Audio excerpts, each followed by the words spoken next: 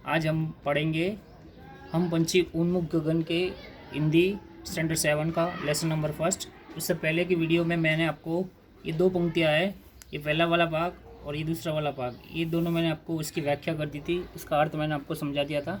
अब हम आगे पढ़ते हैं इसका सेकंड पार्ट। ठीक है ठीक है।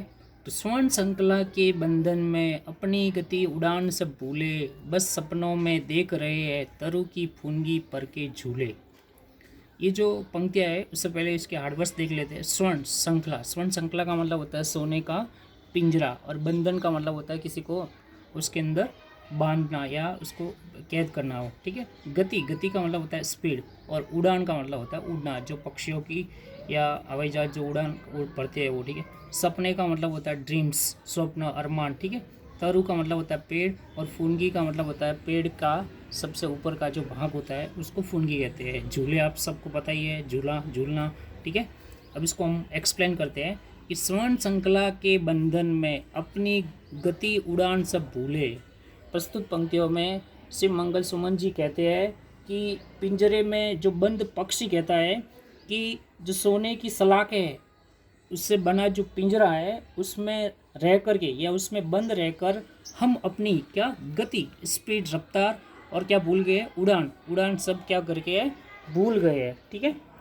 आगे वो लिखते हैं कि बस सपनों में देख रहे हैं तरु की फुनगी पर के झूले। आगे वो लिखते हैं कि पेड़ की कोमल शाखाओं पर, पेड़ की जो मुलायम और सॉफ्ट जो ब्रांचेज होती है उस पर बैठना, और उस पेड़ पर, पेड़ की तरु, तरु का मतलब होता है पेड़ की फुनगी, फुनगी का मतलब सबसे ऊपर बैठ करके वो जो झूला झूलते हैं वो सब मात्र न मात्र अपने क्या रह गए हैं, सपने रह गए हैं। इसका भावार्थ यही है कि गुलामी के जीवन में जो गुलामी भरा या कह सकते हैं पराधीनता वाला जो जीवन है उसमें व्यक्ति अपना जो स्वाभाविक जीना है वो सब क्या हो जाता है, भूल जाता है, चाहे फिर उसको कितनी भी सुख सुविधाएं क्यों ना दी जाए। आगे चलते हैं।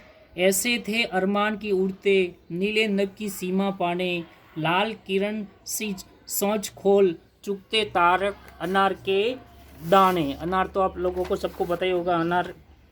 ठीक है। अरमान, अरमान का मतलब होता है चाहत। ठीक है, या अभिलाषा या इच्छा। नभ का मतलब होता है आकाश। ठीक है। सीमा का मतलब होता है सरहद, और दाने आप लोग जानते हुए जो तारे रूपी अनार के दाने होते हैं। लाल किरण सी का मतलब होता है जो सूर्य, उगता हुआ सूरज की जो लाल किरण होती है, और चुगना का मतलब होता है खाना। ठीक है। इसको एक्सप्लेन करते हैं कि ऐसे थे अरमान की उड़ते नीले नभ की सीमा पाने, लाल किरण सी सोच खोल चुगते तारक अनार के दाने। प्रस्तुत पंक्तियों में कवि कहते हैं कि पिंजरे में बंद जो पक्षी है अपना दर्द, अपनी व्यथा, अपनी पीड़ा सुनाते हुए कहता है कि उसकी भी चाहत थी कि वो भी आज़ाद रहकर जो नीले आसमान की जो सीमा है, उसकी सरहद है, उस तक उड़ता रहे। और क्या उसकी अरमान थे कि लाल किरण सी सोच खोल चुगते तारक अनार के दाने।